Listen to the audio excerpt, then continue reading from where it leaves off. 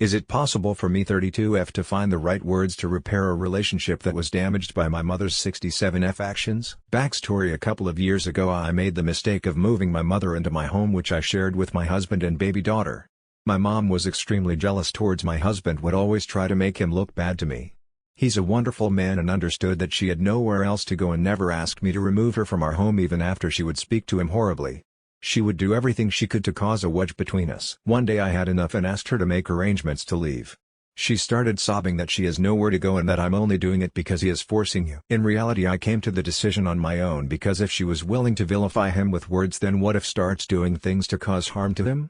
I had to protect my family and she begged me to kick him out so it can be just me, her and my child, and we could live happily ever after. Thankfully she was gone a little over a month later and we went back to being a happy family. Only issue was that she started to trash my husband's name to anyone who would listen. I told her that if she continues this then I will have to go no contact with her.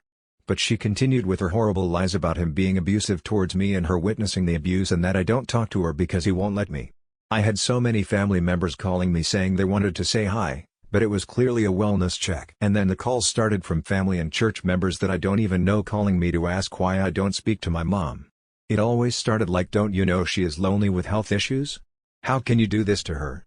I became so sick over these calls and defending myself that I started just ignoring them altogether. Soon after, I got pregnant with our second baby. We were so happy and excited. It was a difficult pregnancy with a lot of time in and out of the hospital. I didn't want anyone to know and felt so protective over my unborn child. I didn't want to announce to anyone for fear that my mom would find out. I'm not sure why, maybe due to all my health issues, I just worried she would twist things around and make my pregnancy about herself somehow. Here's where I need help. My younger cousin called me in the midst of one of my hospital stays and I didn't answer. I messaged asking if she's okay and if it's okay with her I will call her later. She said she's good and yes, please call later. I didn't plan on calling her back. I was worried my mom was behind it and pressured her to call and find out what's going on in my life. A week went by and I was back home on bed rest and she messaged asking why I haven't called her back. I ignored her message.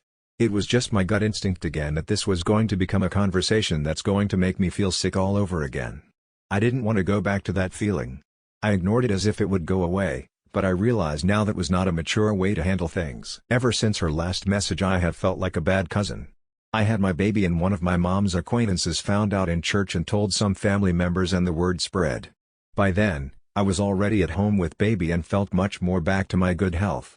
One of my aunts called and I answered. She started by congratulating me and telling me how happy she was. She asked all about my health and the baby and we had a good convo until she gets quiet and tells me, "Please consider calling your mom even though I know husband gets angry.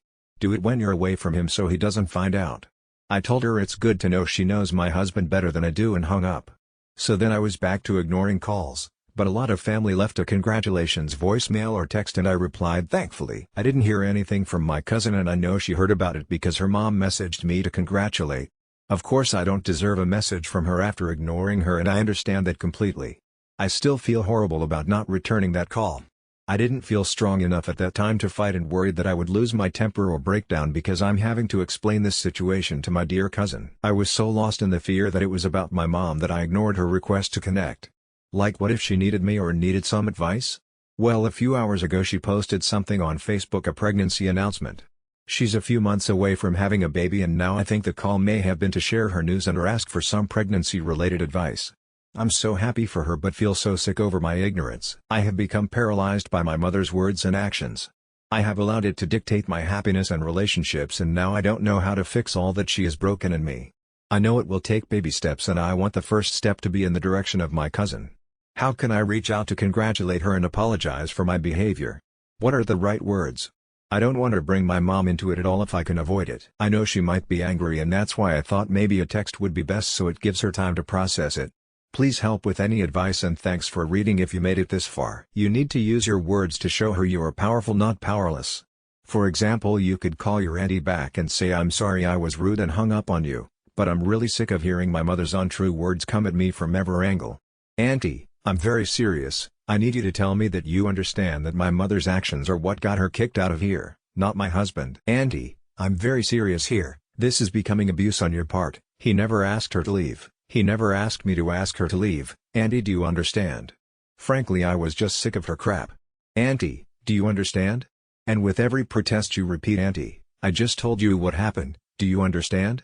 Over and over and over again, it's a stonewalling technique you use for the flying monkeys of the Wicked Witch.